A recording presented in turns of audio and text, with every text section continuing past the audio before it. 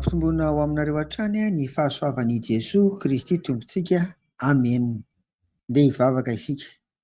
Amin'izao andro zoma izao dia misaotra anao izay ry Tompo Raina izay an-danitra, satria mitodika mijery ny lasa ary hitanay ao anatin'izany raha tsy resaka afa-tsy tamin'ity herinandro ity ny fitantananao. Misaotra indrindra Tompo, dia mbola mangataka hatrany ny fiarovanao sy ny fombanao mandritra ny androm-piainan'ny rehetra Jesoa Kristy. Fa raha misaraka aminao tokoa izahay dia tsy mahay manao na inona na inona. Goaingany hiara-dalana aminao izay ary aza mafina mahasaraka anay Tompo, amin'ny anaran'i Jesoa. Amen. Eritreretinay ry havana fa ho faranana an'io mikasika an'ireo toetra tokony hananan'ny mpamory vokatra ho an'ny Tompo. Dia andeha ary ity tenin'i Jesoa ity indray no zaraina amintsika, vakiana amin'ny anaran'i Jesoa. Fa efa tonga ny zanak'olona hitady sy hamonjy ny very. Amen. Luka 12:10, ny 10. Io tenin'i Jesoa tamin'i Zakaiosy izay rehefa niantrano tao aminy izy, ary indrindra moa mibebaka i Zakaiosy dia io indray izany no andraisantsika hoe inona ny toetra tokony hananana ho antsika mpamory ny vokatra ho an'ny Tompo. Ny mpamory hetra tahaka ny Zakaiosy dia ampilahary ny fiarahamonina tamin'ny vehivavy janga tamin'izany fotoana izany, satria ireo dia tena ratsy eo anivon'ny fiarahamonina.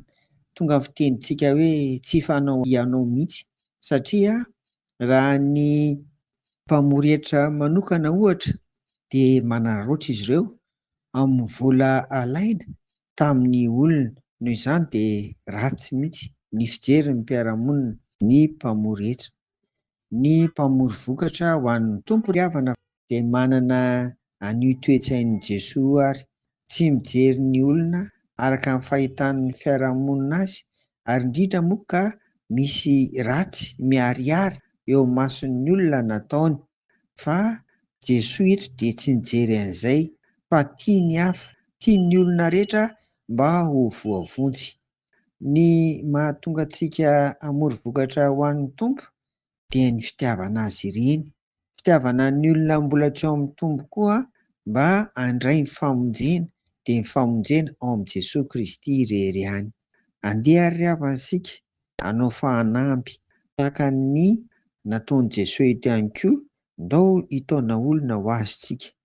Ka andao hoe mandrapahatonga ny volana Jona, satria farana ny taom-piangonana ho antsika, dia ndao hoe mba hanao fanamby isika, hitondra olona iray na ankonana iray ho anisan'ny olom-bonjena ao amin'i Jesoa Kristy, ka tena azoto ary tena ho tia ny fiaraha-miangona ataontsika isaky ny alahady. Aza mialana mihitsy raha tsy tafahoana amin'ny Tompo io olona entintsika io, ka dia noho ny amin'i Jesoa no hanompony azy ry havana. Izany no heveriko fa dia mba fanamby tsara ho antsika mpamory vokatra rehetra ho an'ny Tompo ao anatin'izao fandiniantsika ny 2 hevitra izao, ary avadika ho pratika iainana amin'ny fiainana andavanandro. Taonina hoentina ao amin'i Jesoa Kristy ary ny olona, satria nahoana ry tiantsika koa mba ho anisan'ny olom-bonjena izy ireny. Dia izay fitiavana ny hafa very taonina ao amin'ny Tompo izay ny toetra tsara anahana indray zaraina amintsika amin'ity anio ity ry havako, dia mahery zary.